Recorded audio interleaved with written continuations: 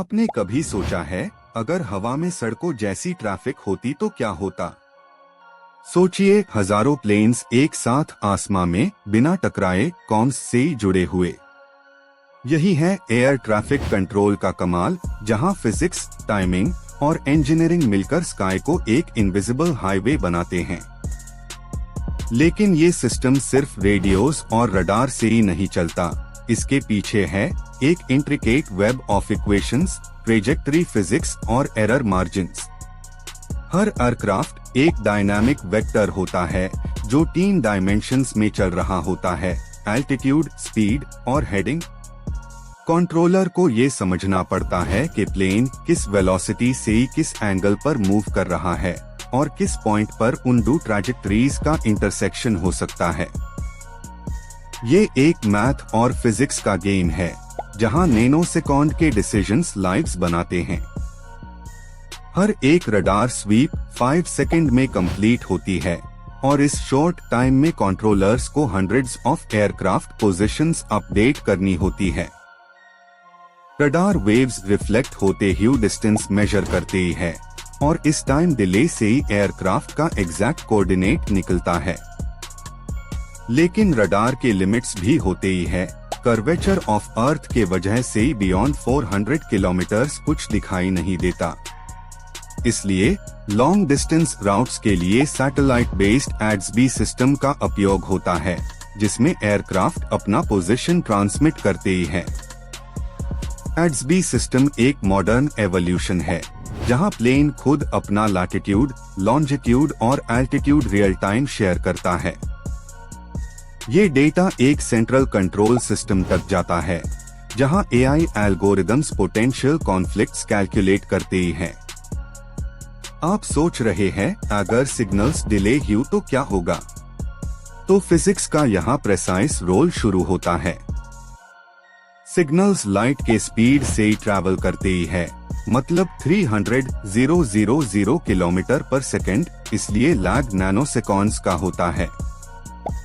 Controllers इस micro delay को भी कंसिडर कार की एयरक्राफ्ट के पोजीशन को फ्यूचर टाइम पर प्रोजेक्ट करते ही है।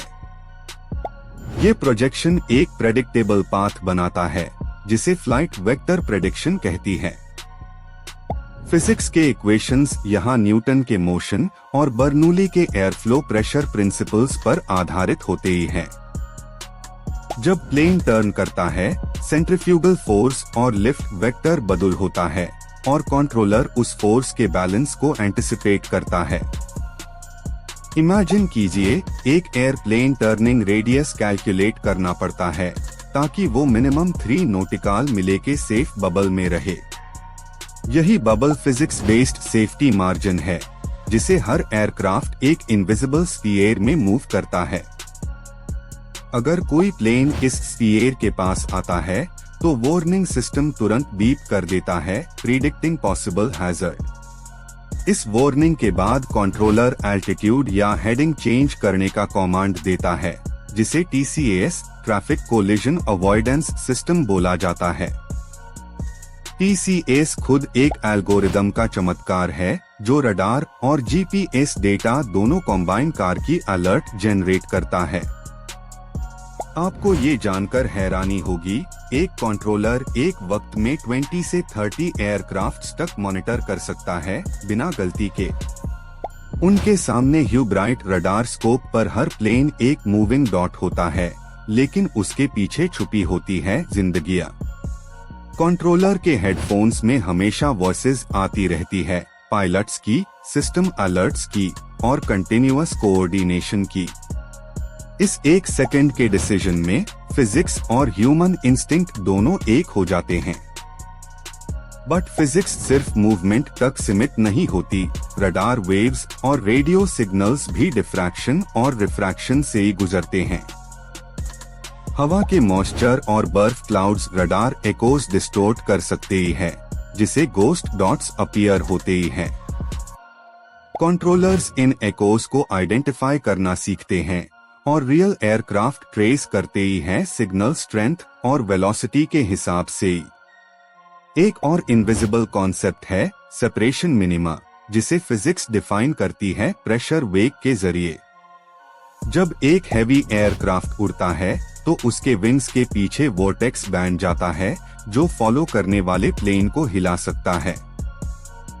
इस वोर्टेक्स को डिसिपेट होने में कुछ सेकंड्स लगते हैं और इसीलिए डिपार्चर और लैंडिंग के बीच सेफ टाइम इंटरवल रखा जाता है। फिजिक्स के ये इनविजिबल रूल्स एक ऑर्केस्ट्रा की तरह काम करते ही है। हर एयरक्राफ्ट अपने बीट पर चल रहा होता है। उस एक छोटी सी डिले या गलत कमांड डोमिनो इफेक्ट ला सकती है पूरे एयर स्पेस में। इसलिए एयर ट्रैफिक कंट्रोल के सिस्टम्स रिडंडेंट होते हैं, मल्टीपल रडार फीड्स और डेटा बैकअप्स के साथ। प्राइमरी रडार फेल हो जाए तो सेकेंडरी और सैटेलाइट सिस्टम्स टेक ओवर कर लेते हैं। कंट्रोलर्स एक सिमुलेशन रूम में रेगुलरली ट्रेन करते ही है इमरजेंसी फिजिक्स और टर्ब्यूलेंस कैलकुलेशंस के लिए। यहाँ पर सिनारियोस बनाए जाते हैं इंजन फेल, कम्युनिकेशन लॉस और वेदर ऑब्स्ट्रक्शन तक। उन टेस्ट्स में सेखन मिलता है सिस्टम और फिजिक्स दोनों के लिमिट कहाँ तक स्ट्रेच किए जा सकते हैं। वेदर भी एक अनप्रेडिक्टेबल वेरिएबल है जहाँ बैरोमेट्रिक प्रेशर और टेम्परेचर वाइंड शेयर बदल कर देते हैं।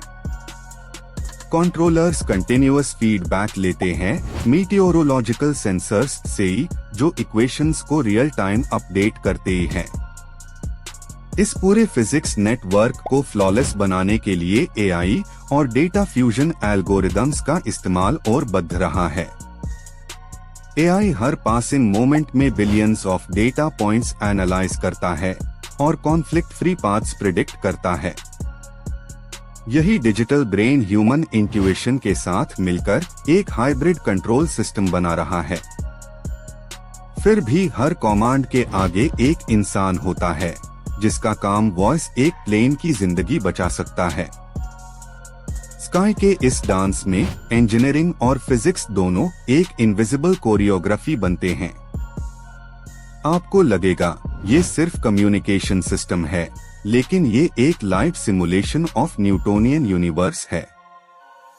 हर एयरक्राफ्ट एक इक्वेशन है, हर कमांड एक वेरिएबल और हर सेफ लैंडिंग एक सॉल्व्ड प्रॉब्लम। मॉडर्न कंट्रोलर्स अब क्वांटम बेस्ड डेटा लिंक्स पर रिसर्च कर रहे हैं जिसे डिले जीरो हो जाए। ये फ्यूचर के एयर स्पेस को और भी प्रेसाइज और प्रेडिक्टेबल बना देगा। तो दोस्तों, जब नेक्स्ट बार आप एक प्लेन को आसमां में देखें तो याद रखिए उसके पीछे एक प्योर वर्ल्ड ऑफ फिजिक्स चल रहा है। और इस दुनिया में हर एक रडार सिग्नल, हर एक कैलकुलेशन और हर एक कंट्रोलर का डिसीजन आपकी सेफ्टी लिख देता है। ये सिर्फ इंजीनियरिंग नहीं, ये एक साइलेंट सिम्फनी है जिसे हम the physics of air traffic control कहते ही हैं।